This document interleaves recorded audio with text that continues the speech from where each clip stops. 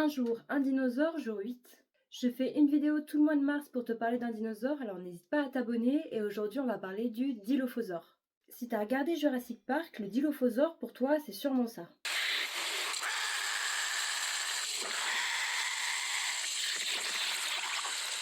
Mais sache qu'il est bien loin de ressembler à ça.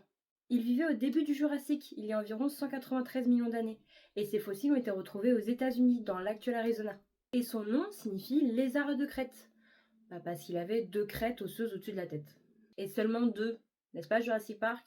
Oui, car sa collerette mythique n'a jamais été prouvée scientifiquement, c'est une pure invention des films qui a influencé la culture populaire, tout comme son venin d'ailleurs.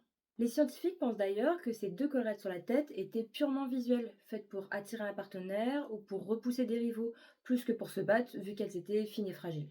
Le Dilophosaure faisait environ 6 à 7 mètres de long pour à peine 2 mètres de haut et pesait environ 400 à 500 kg. C'était donc un des plus grands prédateurs pour son époque, même si plus tard d'autres dinosaures carnivores bien plus grands feront leur apparition. Et il marchait sur deux pattes et avait de longues jambes, donc on pense qu'il était quand même assez rapide. Ses bras étaient quand même relativement développés et se terminaient par des griffes capables de saisir des proies.